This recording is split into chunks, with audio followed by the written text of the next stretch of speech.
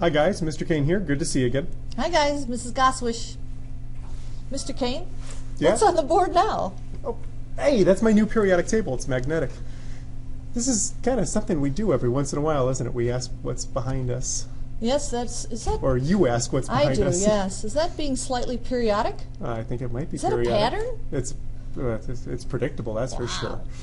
Today's topic is families and properties on the periodic table. So you're going to get the idea that some things are predictable, some things are going to be pattern. We're going to dive right in. So we just wanted to point out when we start out here, we're going to talk about metals, nonmetals, and metalloids.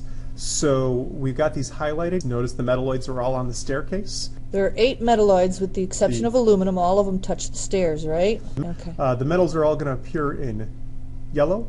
The metalloids are all going to appear green, and the nonmetals will all appear. Okay. Now these are the main categories of the periodic table, and then they're broken down into subcategories, right? Which is what we're going to start talking about next. Okay, We'll start sounds with good. hydrogen. Oh, one more thing while you guys are looking at your periodic table here. So we're gonna add a couple things here. Common charges of ions. Okay, now this isn't the charge of the atom, which a lot of people think, but it's the charge of the ions. So this group, the first group, usually has a charge of 1 plus. That means it lost an electron and lost 1 electron. Okay. The second group has a charge of 2 plus commonly. Meaning that it lost electrons and it lost 2 of them. Mm-hmm. Now we're going to skip all these guys in the middle, the transition metals, but when we get to group 13, we find that it is 3 plus. 3 plus, so it lost electrons, 3 of them. Mm-hmm. Okay. So with the fourth group actually has 2 ways to go. It could be plus or it could be minus. With the exception of tin and lead. Okay, Right. with the exception of tin and lead. These are exceptions here. So the Okay. carbon, silicon, and germanium could gain or lose 4 electrons. Mm-hmm. Now, here's where it gets a little funky. It starts going down. Nitrogen's group can be 3 minus. Okay, so it gained 3 electrons. Gains 3 electrons. Oxygen's group is 2 minus. Gained 2 electrons. And fluorine's group is 1 minus. All right. Helium's group here, no charge. No charge. Okay, they don't form charges. They do not form charges. Okay. All right, let's get into it. We'll start talking with hydrogen. All right, sounds good. We got hydrogen here, Okay. which, Mrs. G, this is the only element, I think, that has its own family.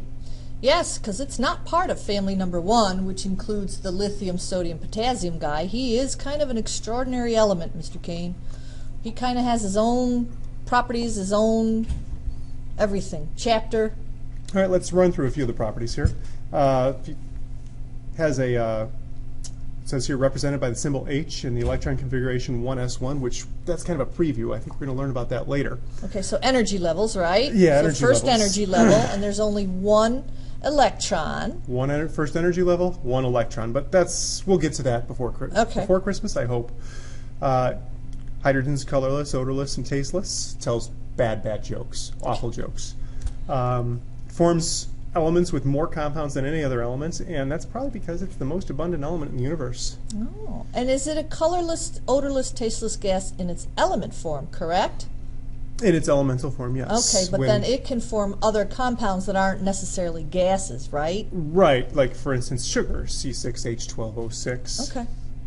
C6H12O6. It's got 12 hydrogen atoms, and that's sweet stuff. Okay, and that's a solid. Or water, Yeah, liquid H2O. water at room temperature. Mm-hmm. And that supposedly has no taste, although around here, All right. you know, be yeah. careful of the water.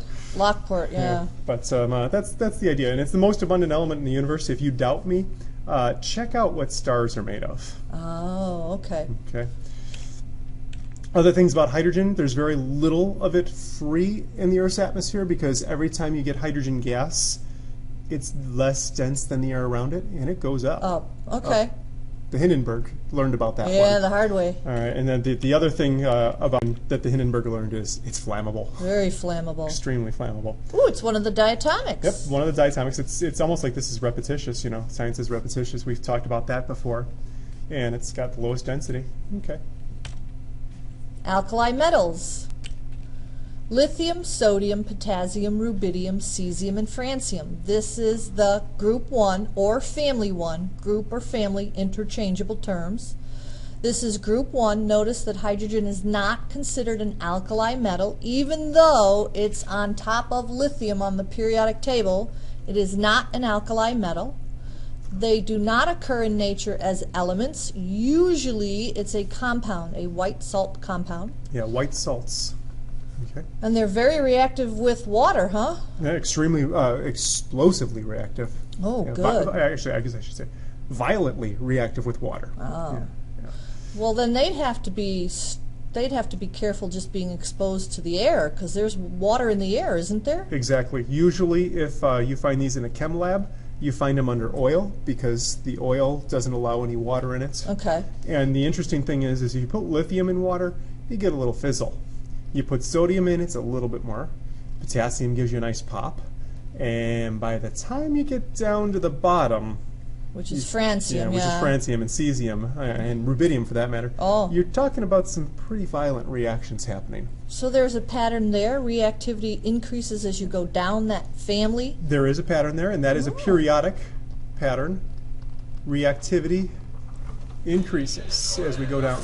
So the reactivity increases as you go down the list here. Okay. Okay. All of these, another thing to note, they all have one valence electron. By the way, guys, if you haven't taken out your periodic table yet, I would, and I'd write this fact down about valence electrons because that's something that's periodic. So valence electrons are the electrons in the outermost energy level, Right. and everything in group 1 has one valence electron. Oh, I don't know. That's confusing. That's I could never remember that. One valence electron for all the group 1 metals. The alkali metals, I'll never remember that. And one word, alkali. Ooh, okay. Oh, hey, yeah, it'd be nice if group 2 had 2 words for its name. Yeah. 2 words for its name. Okay. Ooh. Okay. So just to continue here, alkali metals, just like most metals, they're good conductors of heat and good conductors of electricity. They're ductile, which means that you can pull them out into wires.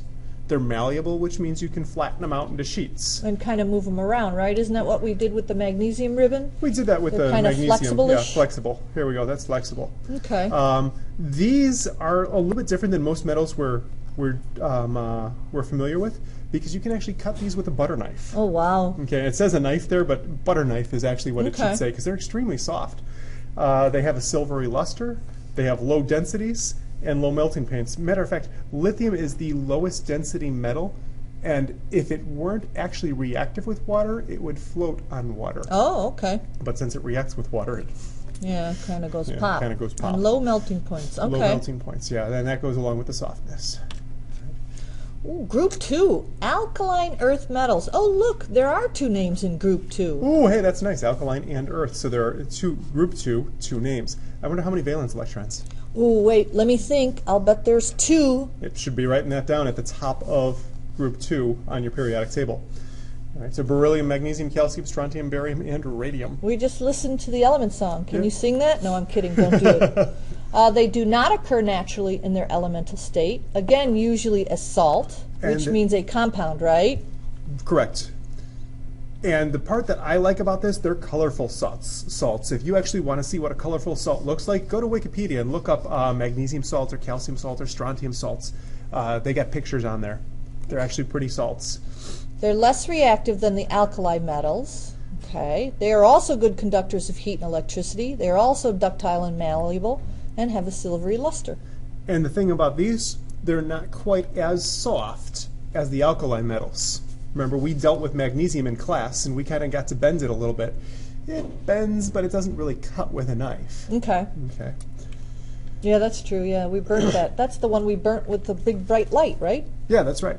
And this is kind of a pattern. So on the left, you got soft. To the right of the left, you've got a little bit less soft. Yeah. And transition metals are even less soft. okay. They're harder metals. Okay. Now, the groups 3 through 12 transition metals, they don't follow the periodic trends as well as we'd like them to. But they do consist of metals. Okay. They do contain 1 or 2 valence electrons usually.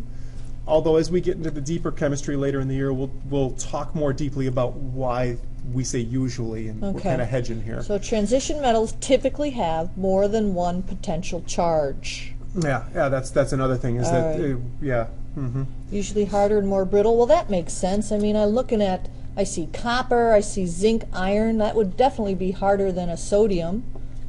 And they've got higher melting points and higher boiling points than the metals. Okay. One little issue with your periodic table, if you wouldn't mind, Mr. Kane. The germanium, antimony, and polonium. Ooh. Those are not transition metals, so let's cross That's those right. out real quick. I'm going to fix that up here. Notice, guys, these guys are next to the staircase. They are technically not metals, so we can't count them as transition Yeah, they're metals. metalloids, semi-metals. One transition metal, though, that we should have included, and it's just in the picture here, The aluminum, isn't is it? aluminum. So you might want to just make a note that aluminum is a transition metal, but germanium, antimony, and what was this? Polonium. And Well, I can't see septinium. that. Okay. element number 117, are not transition metals. They're Malleable and ductile. They're also Yeah, malleable and okay. ductile, and we should know that. We've seen Aluminum check this out. foil. I mean, iron, nickel, copper, aluminum, gold, silver. Most of the metals that we see in our everyday lives, like platinum. So they're all metals we're familiar with. And notice also, there's two metals that don't have a silvery luster. Okay, copper and gold. That Copper makes and sense. gold. And we're familiar with both of Yeah. those. One of those is my favorite, and the other one is the one that I have a lot of. Yeah, I understand that. So the inner transition metals, as they're called, maybe I should give the generic name first. Inner transition metals. There are actually two groups that are horizontal that we talk about as groups, but usually we talk about groups vertically. That's true. But these are called the lanthanides and the actinides, or the actinides, depending on who you are and where you're from. The lanthanides, you can see, start with Lanthanum. lanthanum. That's and the hard. actinides, or the actinides, as I call them, start with actinium. So these are the two rows that are always under the periodic table on any book or on our wall, correct? And they only put them on the outside. They only put them on the bottom because they don't actually fit very well where they're supposed to go. On the periodic table handout we've got, there's a little gap where they're supposed to go. It says, Yeah. it actually says elements 57 through 71 fit here. They don't fit there because of the way printing goes. Okay, yeah, because your book would be awfully tall if we had to put that in the book as is. I can understand that. Okay, so the lanthanides, basically what you need to know is they're shiny, silvery metals, similar in reactivity to group 2. Okay. So they're extremely similar to the alkaline earth metals. Two names. All right. And the actinides all wind up being radioactive. Well, yeah, there's uranium, right? Yeah, uranium's in there, right? So that should be an obvious for you. They're all radioactive. Only 3 of them were found on Earth. The rest of them were man-made as far as the things that are on Earth. Synthetically made. They exist elsewhere in the universe, but not here. That would explain why one of them is called Einsteinium. Somebody made it and called it after Einstein, huh? Yeah, and then this one here was made at University of California, Berkeley. Berkeley, and I see And Curie. and Californium. Okay. Fermium, named after, Mendelevium. I wonder who that one got gee. named after. That's a long stretch of the imagination, yeah? Nobelium. They should start giving out prizes by a guy named Nobel. That would be awesome.